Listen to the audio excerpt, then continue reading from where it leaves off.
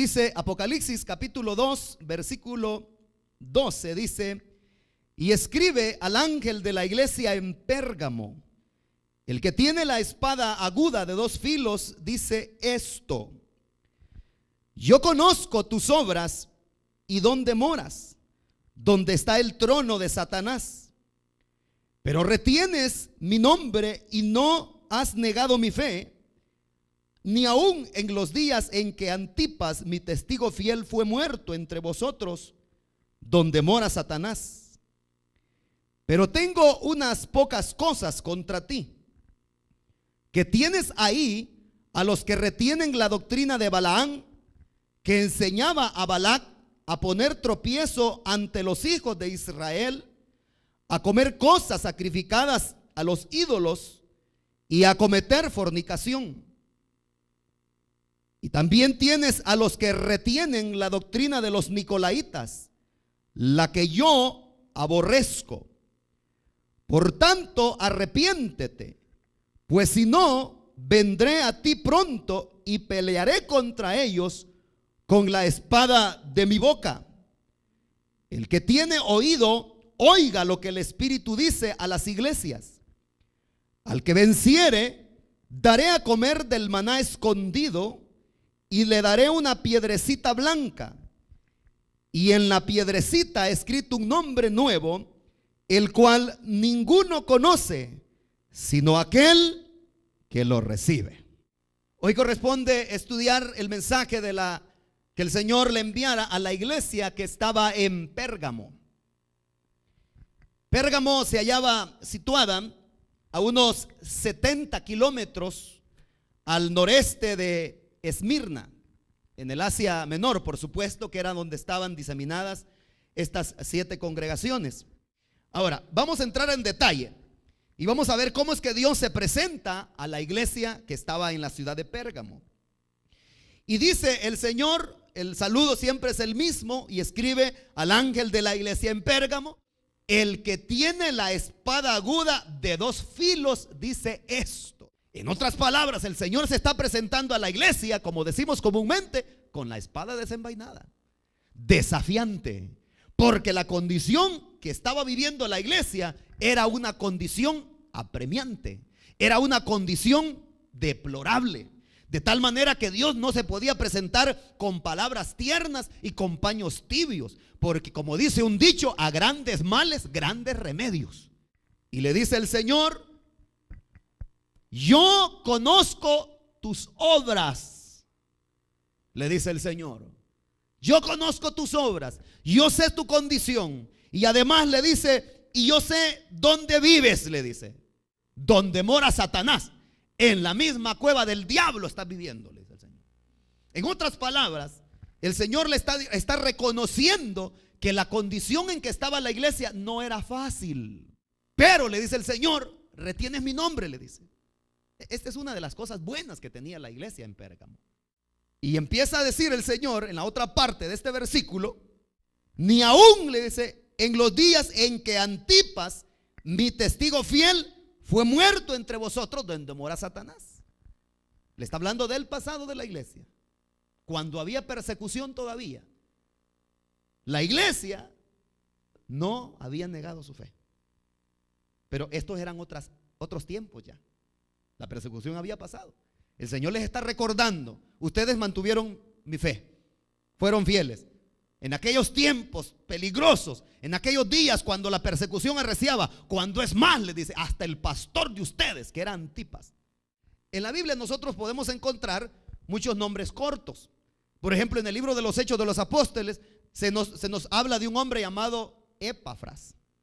Pero realmente que no se llama así, el nombre completo de él es Epafrodito. Está en otras porciones de la Biblia y está completo el nombre. Aquí de nuevo el Señor habla acerca de este hombre llamado Antipas, quien en realidad era Antípatro, quien había sido el pastor de la iglesia en Pérgamo. Y fíjese que según la historia, que este Antípatro o Antipas, como le llama aquí el Señor, él fue martirizado, porque ahí dice el Señor que fue martirizado, él fue muerto. Y según los volandistas, este Antipas fue muerto, pero fue metido, le quitaron la vida dentro de un buey de bronce. Pero el Señor lo que dice aquí es de que Antipas fue muerto, ahí dice justamente donde mora Satanás.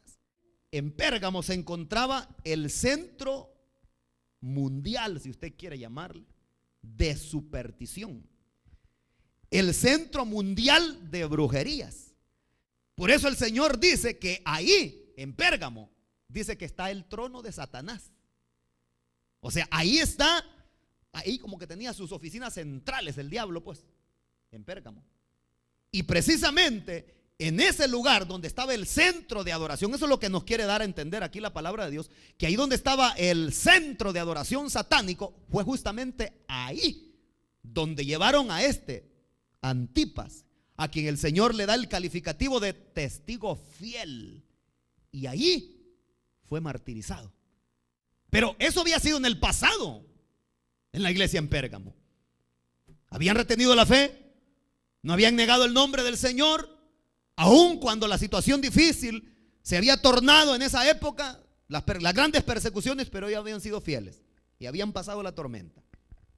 Y el Señor, después de reconocer sus atributos buenos, ahora viene el Señor y les habla de la condición, de lo negativo que había en ellos. Y le dice en el versículo 14: pero tengo unas pocas cosas contra ti, les dice.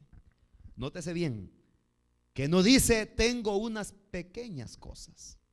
No eran pequeñas, eran grandes. Pero lo único de bueno es que eran pocas. Que tienes ahí, le dice, a los que retienen la doctrina de Balaam, que enseñaba a Balac a poner tropiezo ante los hijos de Israel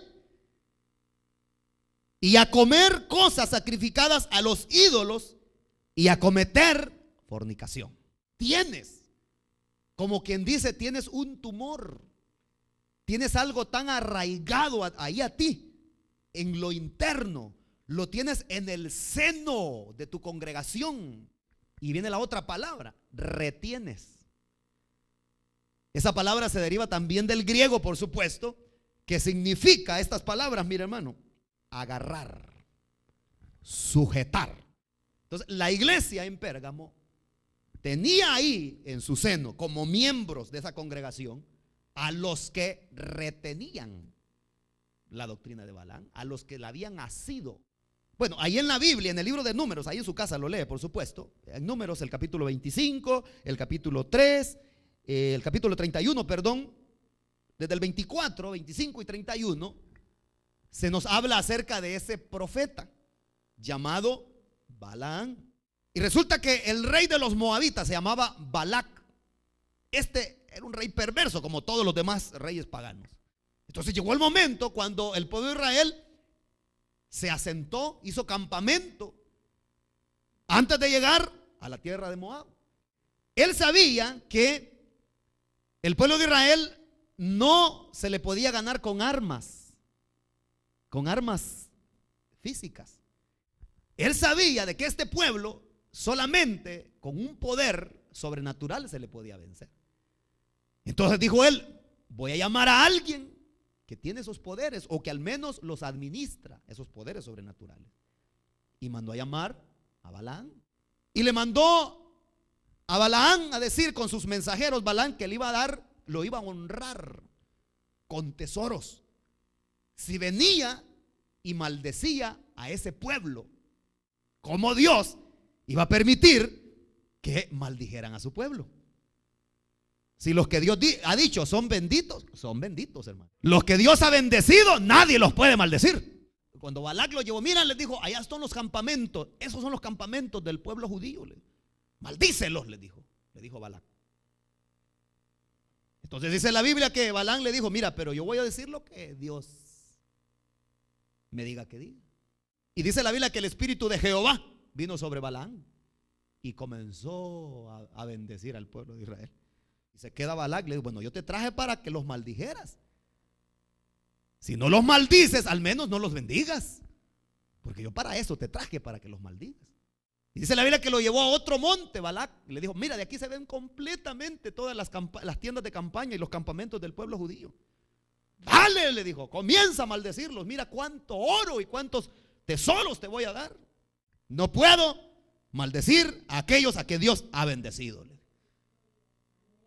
Es que así es Dios, hermanos amados. De tal manera que si nosotros somos pueblo escogido de Dios, no hay maldición que nos caiga. Así que no ande con miedo usted diciendo, ay, me van a hacer un maleficio, un sapo me van a poner en el estómago. ¿Cómo se pone a creer, hombre? No, ninguna maldición hay para los hijos de Dios.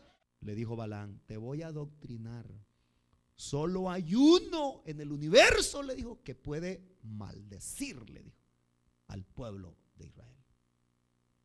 Solo hay uno, le dijo. ¿Quién? Le dijo Balac. Dios. Y no bendiciéndolo no está, pues, le dijo. ¿Cómo lo va a maldecir? Ah, le dijo Balaam, aquí está la cosa, le dijo, caliente, caliente, le dijo. ¿Sabes cómo? Le dijo. Dios los puede malmatar y ni siquiera un dedo vas a levantar tú. ¿Cómo? Le dijo.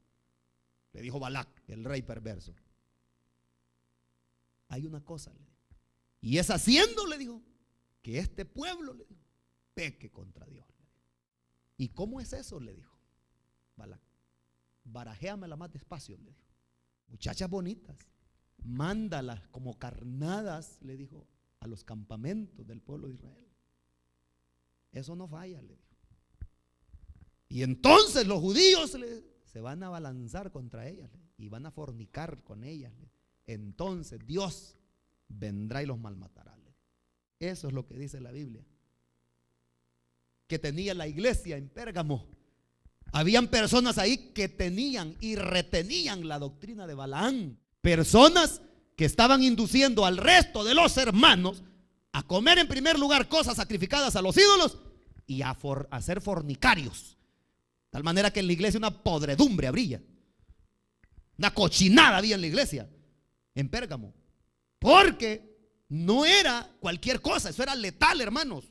Era una doctrina. Oiga bien, cuando en la iglesia se tolera la sensualidad, hermanos, y la malicia, eso es peligroso. Cuando en la iglesia se tolera el pecado, cuando en la iglesia se tolera, amados hermanos, la sensualidad, cuando en la iglesia se tolera toda clase de cosas inmundas, Dios viene y hace barrida. También le dice el Señor, tienes a los que retienen la doctrina de los nicolaitas, la que yo aborrezco. ¿Pero en qué consistía la doctrina de los nicolaitas? Bueno, hay varios detalles. Ellos tenían varias prácticas. Una de ellas es que ellos practicaban el gnosticismo. Bueno, alguna de las cosas de los gnósticos es que ellos, esto del gnosticismo es viejo, hermanos, y es que ellos enseñaban de que Dios no toma en cuenta los pecados del cuerpo. Y ellos decían, tú puedes pecar, tú puedes fornicar, puedes tener muchas mujeres. Al fin y al cabo, lo que va a salvar Dios es el alma, decían. Se emborrachan, fornican, adulteran, se drogan. Y dicen, este cuerpo, dice, es materia, dice. Eso es lo que enseña el gnosticismo. Este cuerpo es materia. Se va a morir y va a ir al polvo. Pero el alma, dice, el alma no peca, dice. Lo que peca es el cuerpo, dice. Pero esa es una doctrina de demonios, hermano. Otra de las enseñanzas de los nicolaitas era que ellos dividieron la iglesia en castas. Y es que ellos dijeron, los laicos y los obispos. De tal manera que los obispos o los ministros son superiores, decían ellos, a los laicos, o sea, al resto de la congregación. Pero eso, hermanos, es antibíblico y es abominación a Jehová. Porque nosotros, dice la Biblia, que somos hermanos. Todos somos hermanos. De tal manera que el ministro, el pastor, no es superior delante de Dios que el resto de la iglesia. Y esa es una de las prácticas que retiene la iglesia católica. Eso es abominación a Jehová, hermanos. Porque el Señor dice en su palabra que nosotros somos un solo cuerpo y que Él es nuestro Padre. El Señor Jesucristo dijo, a nadie en la tierra llaméis Padre, porque vosotros tenéis un solo Padre, dijo, vuestro Padre celestial que está en los cielos, dijo.